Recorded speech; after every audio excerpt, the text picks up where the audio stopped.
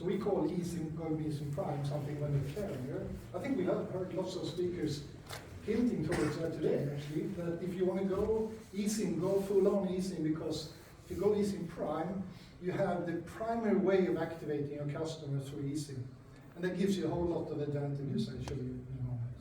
Talk a little bit why and how and what in this presentation. So first of all, the most common question I usually get is that, you know, this eSIM thing, is that a new thing? I think Pablo, where did you go? Here, you know, it's amazing how many people have eSIM capability but don't know about it. And so I tell them, look, eSIM is pretty old. We've been doing this for quite a while. So 2009, my team and I invented eSIM and designed a system for this. And I went to the board of G&D, can you imagine? Hello, I had this wonderful idea, it's going to change the the SIM business forever, and it's, by the way, going to kill the plastic SIM card business, not now, but maybe in 10 years' time. And by the way, G&D, we sell and make about 800 million SIM cards a year. So they were not that very happy about that presentation, I can tell you. It was really painful to leave that room. But then we agreed on something. We said, okay, let's go and check the OEM side. You know, maybe they can tell us what is going to be the future. So we went to the biggest phone manufacturer. I think someone said Apple over here. No. We went to Nokia, of course. This is how old we're talking. And we went to Nokia and we said, how about this plastic SIM card? What do you think about that? Hey, you know, they talk you Finnish accent. Hey, you know, this plastic SIM card is not going to work out for us because it's such a big thing for our phones. We want them to be so sophisticated and high integrated, and we want it to be easy to insert something. We don't even have a space for the SIM slot anymore. So you have to come back with something much more integrated and much more user-friendly. And this plastic SIM card you can forget because we have to put our silicon in the device. Ooh, I went back to the board and said, by the way, this is what Nokia is going to see in the future. So we have two ways to go. We can go this way, we're going to kill our own business sooner or later, or we can stay on a track that's probably not going to be the fancy of Nokia. So we went for eSIM. So 2011, I think we did the first show in Cards in Paris with SFR, and we actually invited our colleagues in the eSIM business because we know that we have to be multi-vendor. We have to be interoperable for anything like this to take off. So the very first eSIM demo we did actually was on smartphones with our competitor cards, our system working in home now. That was 2011. 2012, I think we had the first commercial system that did tablet activations. And then it just started rolling and rolling. I went to GSMA Tech Group in Dubai, I think 2014, demonstrated the first Samsung smartwatch being activated as a companion device. In the beginning, we were working on something like a companion device because it was so highly integrated that it could only work with an eSIM. It just didn't exist without eSIM technology. So first, companion devices took off, smartwatches, highly integrated devices. But then we had this big event, as you all know. Apple went for smartphone 2018. And that was the sort of next level. There were some other solutions out there as well, but at that moment, a new specification came out, phase 2, I think, was at that time, which made it possible to do smartphone as a master device, companion devices, and the volume just kicked on and on and on. So today, I think, I don't know, I think you added 200 million Apple devices. Our calculation is about 500 million eSIM-enabled devices in the world today. And obviously, I'm super proud that all Apple devices you see today has G&D technology inside. But we also obviously see G&D and other device maker models as well. I did a rough calculation. We think we have about 60 or so models of smartphones with eSIM right now in the market. Anyway, so is eSIM a new thing? Not really. And by the way, the reason why we sit in here is due to Nokia. So think about that. Otherwise, we wouldn't be doing this conference at all. So let's talk about a little bit about the power of eSIM. The whole reason, I'm not even going to mention the reason why Nokia told us what the future should look like. I'm just going to focus on the main reason I think this conference will benefit from eSIM is the user friendliness. I think many of your speakers have brought that up before, that user-friendliness is the number one game changer. And I think obviously point and shoot at the QR code is a fantastic experience. Not only that, but also that the QR code itself is not really a physical necessarily delivered item. You can deliver it over some digital channel. You can do some, I think we mentioned that as well, some cool partnering. You can put this QR code into a travel app. And I really envy you, MVNOs, that you have this green field, compared to a legacy PDT. If you take the user-friendliness and you add on digital onboarding, which is absolutely necessary, you get into the realm of carrier apps. Carrier apps combine those two things together beautifully. Here is one example. This is our app. You put in your product portfolio here. You show the customer how to pay. You do KYC, or know your customer, scan an ID or something. You can come over to our desk and have a look at how that works. And then you connect it, you get the subscription, you get to a billing address, and you comply to all the rules. Fantastic. So you absolutely need to consider a carrier of some sort. This is maybe my personal favorite, and is sometimes forgotten. If you take those two things and then you add something called family account. Have you heard about that concept before? One of my favorites. So, how many of you are paying for your kids' telephone subscription? That's a pretty impressive show of hands, right? So what you do is you have your main carrier, and you say, oh, I have a new device, Dad, can I get a new subscription?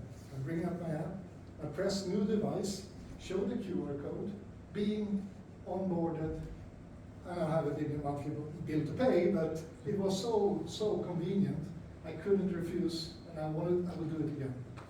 So I think, and on top of that, can you imagine the protection against churn? Can you imagine you choosing another operator after onboarding 5 devices and two siblings? I even onboarded my what's the name, stepmother. So because I'm the IT support guy in the family. This one, actually talked about this during lunch here. We call it the Universal Activation Code, or Esim voucher, sorry. Interesting concept. You have a single QR code, a single identity, that will generate individual subscriptions every time it's used. So there is no need for your phone to have any concept of carrier app or anything. You create a captive portal with a VPN or something similar.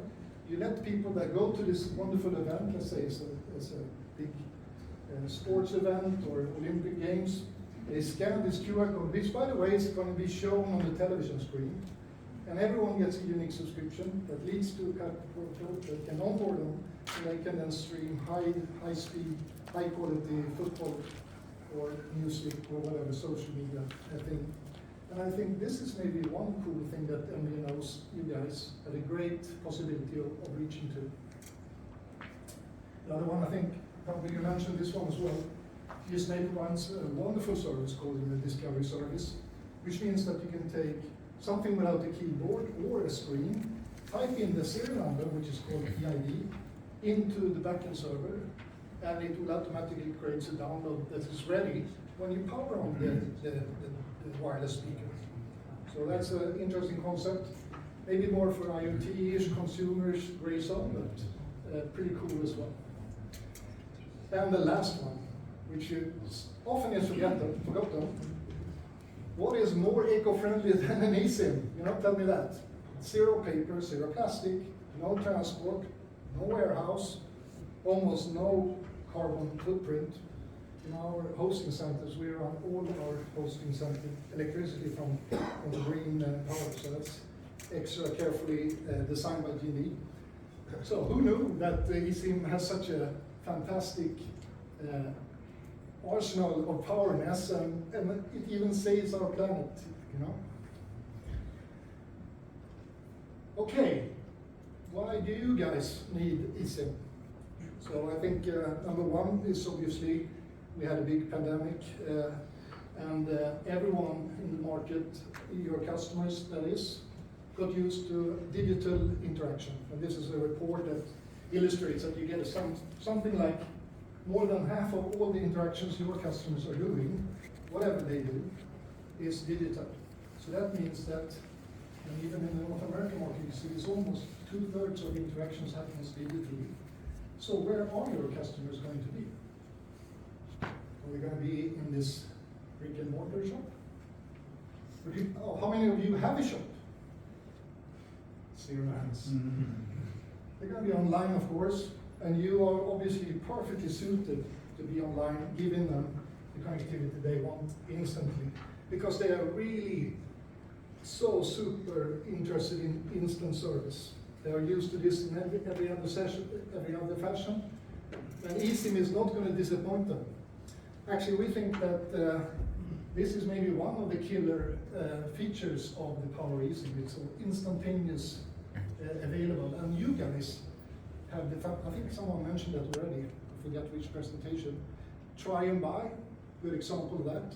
You can easily get hold of this MVNO, try the 100 megabytes, right? Yes. And then keep on going. So I took a snapshot from our hosting center with respect to how many Esim downloads we do in G&D. So my conclusion is that actually customers do love Esim. I think we grew our download rate with 63% if you compare it to last year. So you can see here Christmas is obviously always high, but the next year's downloading has started already with about 60% increase. And from an MVNO point of view, why do you need going Esim Prime? I think all the presenters so far actually mentioned all of the bullets here, but I'm going to say them again. Number one is digitalization. So if you go Esim Prime, it is the digitalization you want to get it. By the way, so I don't know if you remember, this one? Anyone? This is a few years ago. We had to de-digitalize the Esim. I don't know if that word exists here, but we took a perfectly digitalized process and we made plastic cards that they can be put into shops and be bought by people so they can do the plastic SIM journey. I'm not kidding you. So my number one envy of you guys is that you're not struggling with those legacy processes that those PTTs had for distribution of SIM cards, etc.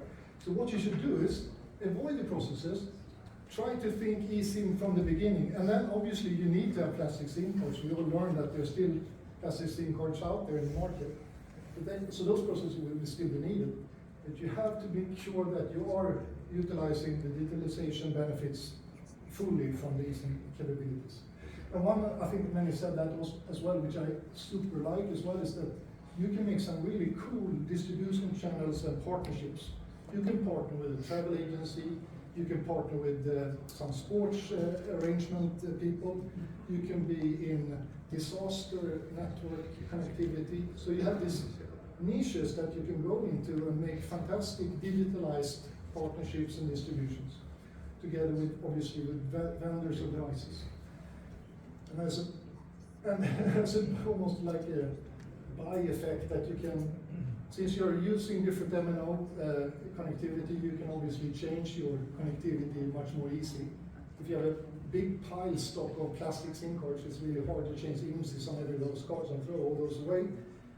eSIM is not physically stored. We can replace them instantaneously with a new profile and a new MNO data, and your customers, the first customers doing the next download, will get your new contracts and your new policies. I think I covered the try and buy. I like that a lot. It's easy for you to, you are probably entering a market that is already populated with other carriers. Now you can have a super easy way to tell people, try this. It's 100 megabytes, throw it away if you don't like it, stay with us if you like it. And the other one here is a reach. Obviously, incoming travelers, I think most of you have probably heard some of these presentations covering that as well. On the niche side, also I didn't mention so much about this one. I assume that you have, some of you are doing private networks or campus networks, or even networks that are combined campus networks with public networks. perfect easing case. You have a lot of people with inflow, outflowing, universities, cities, airports, harbors. They are very well suited for Esim distribution. Okay, now smartly, what you need to do to support Esim. First of all, I talked a lot about the device side, and all of this has to work together. And in G&D, we spend a lot of time in standardization, together with GSMA, of course, and also the devices. We are very close to the device maker very early. So by the time they launch the new device, our software is already updated, obviously. Otherwise, the big moment when this new iPhone is launched, how about that not being able to activate on your network? That's pretty sad moment under that Christmas tree. So that is one of the main priorities, to make sure our systems are compatible with as many or all devices that can be used in the market. We also talked about this part here, the digitalization, know your customer. The last part, the platform, we haven't talked so much about. So besides the interoperability, one super important thing is that it is actually handling live critical traffic. So this is a snapshot again from our hosting centers.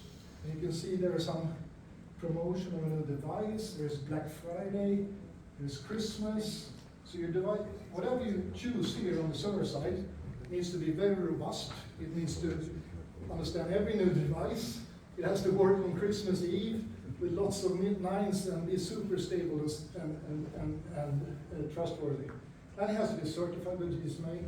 So the end result is that we usually host most of our eSIM services for our customers. Maybe 98% of our eSIM systems are hosted by G&D. And one more thing about going prime.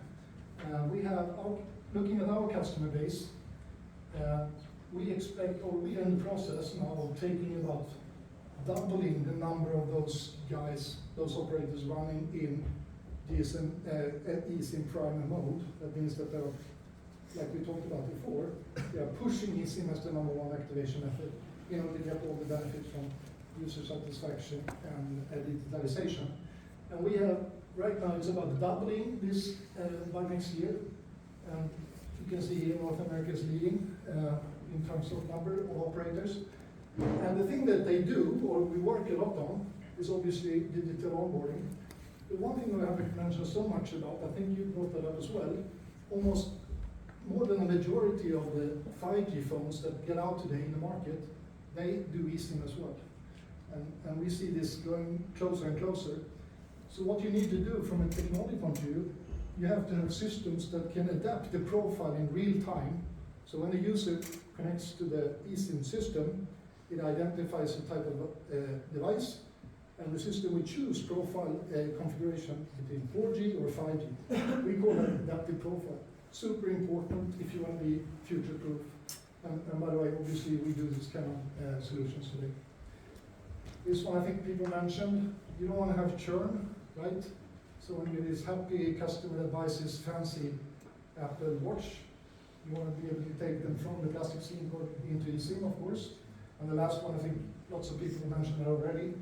It is actually not that well known that you can do eSIM, and the operator or you guys need to be a little bit pushy maybe, or show them some YouTube movies. Otherwise, the whole user experience is almost lost by accident.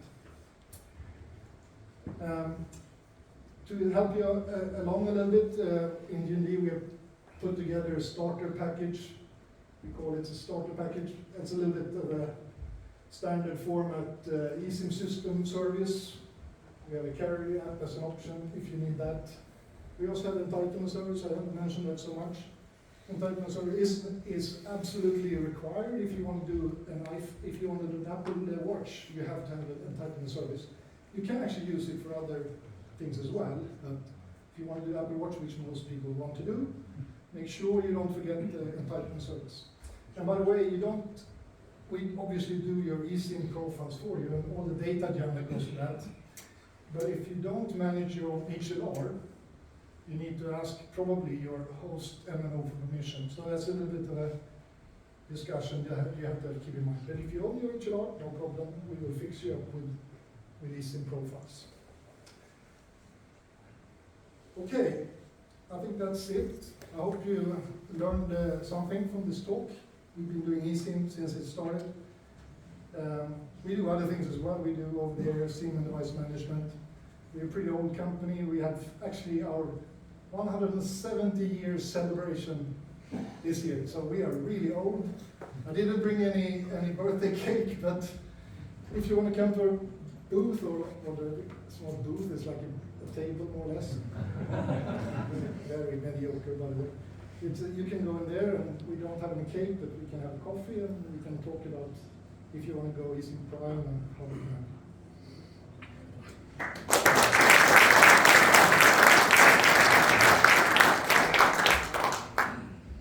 So you can have time for one question. Yeah, one question. You mentioned that one of the prerequisites for an MVNO, of course, is Esim profile operator. Would it be desirable to have an own profile as an operator because of the profiling part of your product and being supposed to product of these companies with that? I totally agree, and the reason the note I made before was more about that there's about security and who to share the secure information, the authentication part. Besides that, I haven't seen any case where the host operator is against them and they know to create whatever is necessary beyond that. But the tricky part is that they're sometimes reluctant to share the secret of the authentication part, and it can go as far as they rather take your profile and put it into our system that they have got for other reasons than to share this information with you. So it's up to you how you negotiate or what kind of relationship you have. Right? It's normally nothing to do with the profile itself.